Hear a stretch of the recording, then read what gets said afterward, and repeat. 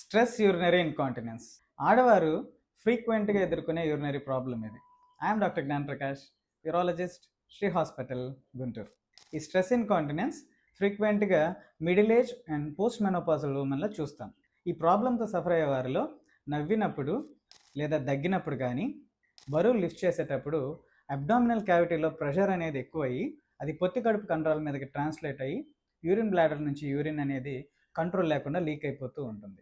ఇది few drops నుంచి ఒక్కొక్కసారి ఎక్కువ మోతాదులో లీక్ అవటం వల్ల నలుగురిలో ఉన్నప్పుడు చాలా ఎంబరాసింగ్ సిచ్యువేషన్ ఫేస్ చేస్తూ ఉంటారు.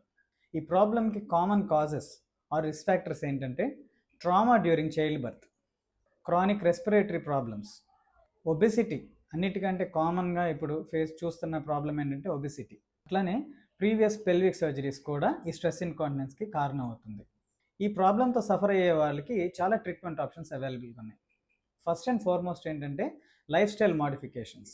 ఒబెసిటీతో సఫర్ అయ్యేవారు ఖచ్చితంగా వెయిట్ లాస్ అవ్వాలి. వెయిట్ లాస్ అవ్వకుండా ఈ ప్రాబ్లం నుంచి వాళ్ళు బయటపడలేరు. అట్లానే కీగల్ ఎక్సర్సైజెస్, పొత్తి కడుపు కండరాలకి స్ట్రెంగ్త్ ఇవ్వటానికి ఈ పెల్విక్ ఫ్లోర్ స్ట్రెంగ్థనింగ్ ఎక్సర్సైజెస్ అనేవి ఖచ్చితంగా చేయాలి. ఈ కీగల్ ఎక్సర్సైజెస్ చేస్తూ లైఫ్ స్టైల్ మాడిఫికేషన్స్తో అంటే వెయిట్ లాస్ అయిన వారికి ఈ స్ట్రెస్ ఇన్కాంటినెన్స్ కనుక తగ్గకపోతే వారికి ఈ మిడ్ యూరిథ్రల్ స్లింగ్ అనే సర్జరీ కంపల్సరీగా చేయాల్సి వస్తుంది. మీకేమైనా సందేహాలు ఉంటే కామెంట్ బాక్స్లో మెన్షన్ చేయండి. You can even reach me through WhatsApp in my bio.